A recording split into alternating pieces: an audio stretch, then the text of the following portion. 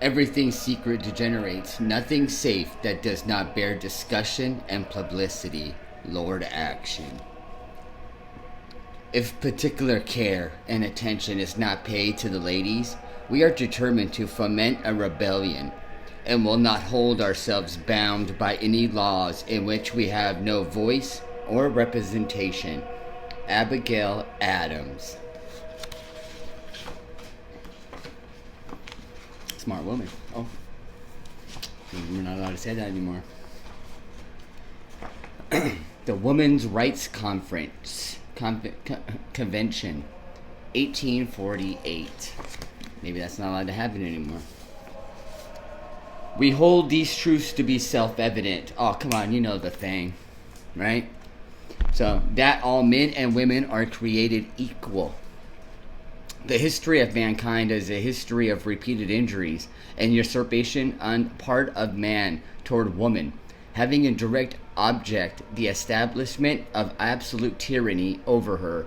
He has created a false public sentiment by giving to the world a different code of morals for men and women, by which moral delinquencies, which exclude women from society, are not only tolerated, but deemed of little account in man.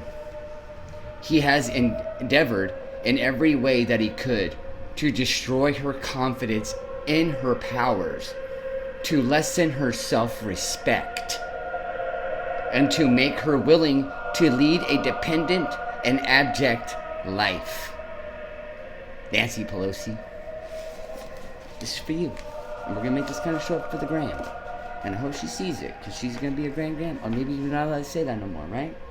According to her, because she just made these new rules after she just narrowly made Speaker of the House, right? And we can debate that if that was right or not, right? But anyway, look. I thought all the things that women did in history were great. I love women. Women are great, right? I mean, I thought we had women's marches during Trump. We had all this kind of stuff. Remember all the handsmaid and stuff that people were worried about doing and getting and stuff? What was that? Oh, that's all for naught now, right, Nancy Pelosi? Nancy Pelosi was allegedly, right? Now I'm saying allegedly, right? The first woman speaker of the House in American history. That's all for gone. Boom, she just wiped her own legacy. Just like that. Boom, Thanos her own self. Ain't that insane? That's crazy, people. What are we doing? This is the left and the right. We're getting into these polarities. We're blah blah blah, and we all have to be extreme, and we're not. Like we have Brexit, we have Blacksit, we have Jexit, we have the walk away march from the Democrat stuff. What? Okay, so if everybody's exiting and leaving, right? Because you have stuff like that. You have people leaving the alt-right. You have people leaving all kinds of stuff and going to a new right or a new whatever. But if everybody's leaving and going away, right? Like nomads, where's everybody to enter? Well, you know what? I'm here to tell you. You know where you can go? You can enter into the center. Right? That's where we can all go. We can all meet there. We can, like the public little square, we can all have a little brunch and mimosas or whatever. And we can all hang out and get to know each other, relate. And guess what? Get shit. Dirty stuff. You know, that's keeping us kind of hating each other. It's not good anymore. So, and then we get stuff like this, right? This isn't great. Check this out. So you had Tulsi Gabbard trying to get a bill passed for women to stay in women's sports and everything, which is a great thing, right? Women are great. But Nancy Pelosi, boop, Thanos that. Sorry, Pelosi. But here's the New York Post, right? Sorry, Pelosi. Eliminating official use of mother isn't inclusive. It's waging war on women. And let's read this. One of the first acts of our new House of Representatives might be to cancel women, to cancel mom. On Sunday, Speaker Nancy Pelosi's Democratic majority proposed to eliminate father, mother, son, daughter, brother, sister, and all other language deemed insufficiently gender inclusive from House rules. And who's deeming this? Who's the arbitrator of all this kind of stuff? Who is Lord and Master of all language, right? Who's doing this? We don't know. Do you know? I don't know. Fauci? People he's cutting, right? We don't. This isn't cool. Where's the debate too, right? We got to start making America debate this kind of stuff and everything else. That's right. That's democracy. They keep on talking about democracy. Well, where's that at? And they want what they're trying to do, take away all this kind of stuff, especially now during the COVID, right, when people are loneliest the most. You want to just make them even more lonely and tell them that their existence and everything else in their family kind of stuff doesn't matter. That's ridiculous. This is ridiculous. This is so. They would be replaced with terms like parent, child sibling, parent sibling, and so on. Mother, among the most important concepts in human life, would be erased from the lexicon of the U.S. House of Representatives, which they hope to then be going downstream into popular culture, right?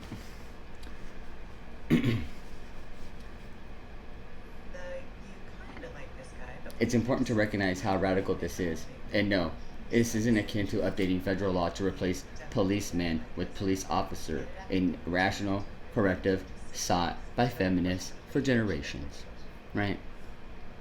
The terms were changed for the benefit of clarity and accuracy. Fireman became firefighter to reflect that women could be firefighters under law and in fact were already serving as such. However, much fun is to say mailman. We all knew and know female mail carriers. It was silly, archaic, and inaccurate to pretend such jobs could be filled only by men. But also, if you look at it at the end, if you spell man and you spell woman, right, it ends the same. So you can just add lib to W-O too if you want, you know what I mean? And be a little higher up, celestial being if you want. Or you can not. Anyway, it's just up to you. But mother is fundamental, biological, emotional, familial reality. It captures the irreplaceable bond between a baby and the woman who bore her in her womb. That others can be excellent guardians, a fact no one disputes. Can't justify expurgating mom from our vocabulary. For that fact, the political erasure of dad is also dehumanizing because it entails the loss of our capacity to describe relationships that define what it means to be fully human. House Democrats don't pretend to seek this change merely for the sake of streamlining congressional language. The explicit point is to advance inclusion and diversity and to honor all gender identities, but you're erasing them at the same time. Pelosi and company are too desperate to accommodate an aggressive gender ideology that insists men and women are fuzzy subject categories rather than biological ones. So they're trying to go against science. Lest you think it's a harmless alteration, consider the ways California Democrats have run wild with Newspeak. And as Quilliet reported last week, California's insurance commissioner has issued a directive to reclassify double mastectomies of healthy breasts from cosmetic procedures to reconstructive, necessary to correct or to repair the abnormal structures of the body caused by congenital defects. You read that right. The congenital defect is a young woman healthy breast, provided that young woman subjectively identifies as non-binary or anything other than a woman. So they got word cops now. It matters. We all call things in the public space. Just ask the female prisoners how housed with violent biological men in California. If our lawmakers' words matter, this lie that a girl's breast constitutes developmental abnormalities. Can't speak today. Depending on her subjective state of mind, carries the result that female patients of all ages will suddenly become eligible for insurance coverage for double mastectomies. A small change in language grants doctors the green light to remove the normal developing breast of an 11-year-old girl. Still just words. By all means, call people what they prefer, but language in the law, by definition, ushers words into action. Words grant rights or take them away. Words can enhance or diminish status, placing people and concepts beyond the bounds of legal protection. No one knows this better than Democrats. By pressing for these changes across the country, they have now allowed biological boys into sports competition with biological girls, peeling back Title 4? Protections for women's sports. If mother is now a useless concept under House rules, why shouldn't it pose an equally offensive presence in federal law? That's where we're headed, isn't it? Erasing mothers and women because the concepts are inefficiently inclusive to gender ideologues. The rights of women struggle to become undone, paradoxically in the name of inclusion. The female body loses its significance in language and in law. No need for doctors to regard the healthy breast of young girls as anything more than noxious lumps. The dystopian threat of individuality lies in this. Without mother and father, we all become atomized and fungible, losing our true individuality. These pressing for these changes do so precisely because they know there is no more effective means of upending society than by deleting the women and the natural bonds that make society possible. Congressional Democrats move us by Orwellian fiat, one step closer to a sterile world with sterile words. We shapeless humans, fungible as pennies, are left to await further instruction. Well, maybe Nancy cares. Maybe she don't, What do I know, All I know is she seems to be a nice lady. I mean, hopefully she believes in the spark of divinity. I mean, I don't know. She seems to be a really intelligent woman coming from the Trinity University of Washington, Institute of Notre Dame. So she went, you know what I mean? So she seems to be a Catholic. She claims to be. She has 5 children. So she is a mother and probably a grandmother. I don't know why she would want to just erase all of that as well. Seems kind of weird to me, right? Well, she's 80 years old, so maybe she's kind of, you know what I mean? Kind of like Joe Biden, kind of not all there, you know what I mean? She is 4 years older than my mom, has the same kind of kids. I mean, kids can kind of cause a lot of, stress on the mind. I mean, I'm not saying it's all just from, if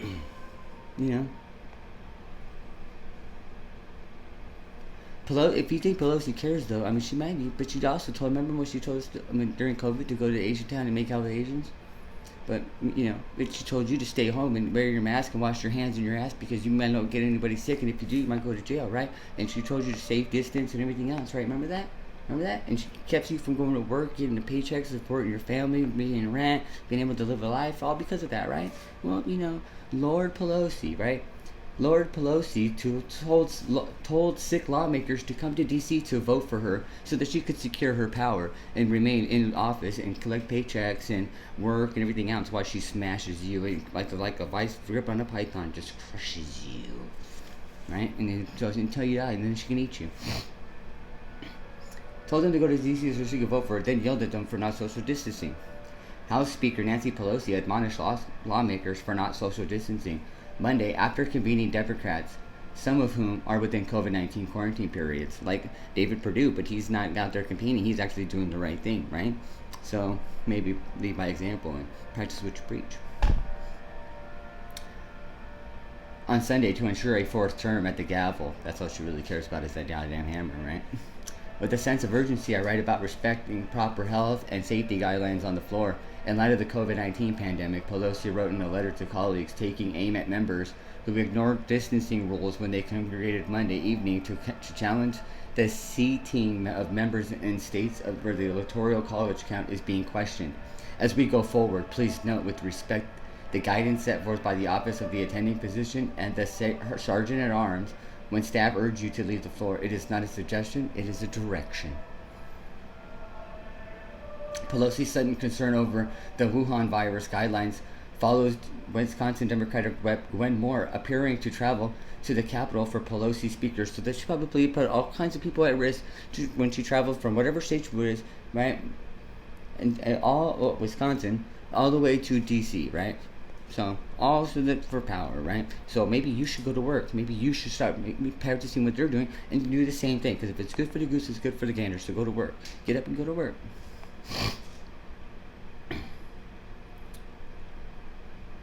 Appearing to travel to the Capitol for Pelosi's speaker vote while infected with the novel coronavirus. On December 28th, Moore announced she had tested positive for COVID-19, putting Sunday vote within the quarantine period recommended by the Centers for Disease Control and Prevention. People infected with the virus are supposed to undergo a minimum 10-day isolation. Irrespective of whether they have symptoms according to CDC guidelines, symptomatic cases are to remain isolated until 10 days after the start of symptoms, in addition to improving symptoms of going within 24 hours without a fever. Moore's office did not respond to the Federalist inquiring regarding whether Wadeja, Wisconsin tested positive or whether the representative had tested negative prior to her trip to Washington. According to GovTrack, 108 members of Congress have either quarantined, tested positive for the coronavirus, or come in contact with an affected person. Louisiana Republican Congressman-elect Lou died from COVID-related complications last week, just days before he was supposed to take office. So maybe they should actually take this seriously, like we are, and they tell us to, but they're not, right? I know, weird, right?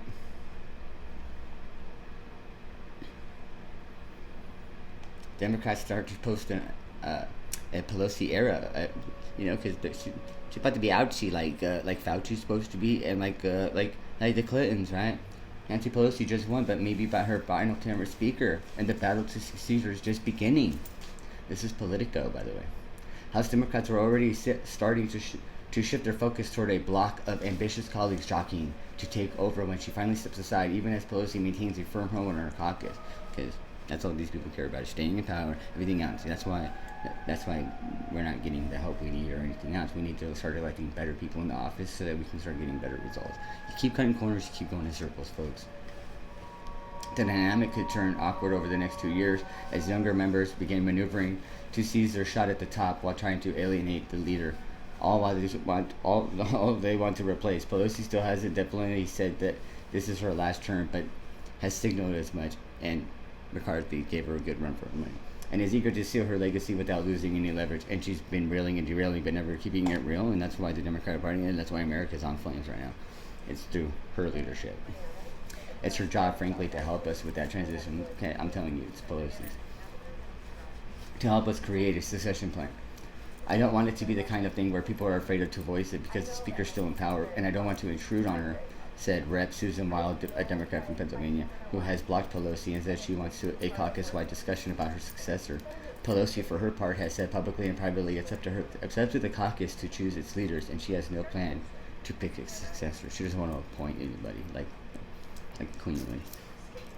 I don't think anybody should be considered for her apparent for the heir to a parent to that seat at a Wild, who is starting her second term. So, alright, that's Pelosi in a nutshell, guys, and you know what I mean?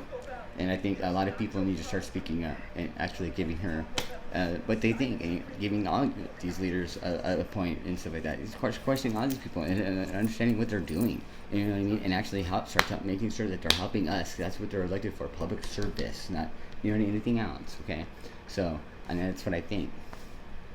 I think that Nancy Pelosi is more going to be doing more symbolic things like this and stuff, and not really trying to help us. But she's going to talk a good game and blame the Republicans. The Republicans are going to blame the Democrats. It's going to be the same old until we start electing better people and doing better stuff and being better people, so that we can actually hold these people to a higher account. And that's what it takes, And that's my opinion. You know what I mean? But we actually need some real strong, smart, independent women, powerful, that are actually, in my opinion, I like those kind of women, but we need those more women like that in power that actually know what they're doing and stuff like that, instead of just in them for themselves, because that's what I think Pelosi is, just in it for herself. You know what I mean? But until then, same bad time, same bad channel. Love y'all, spread peace, love and harmony.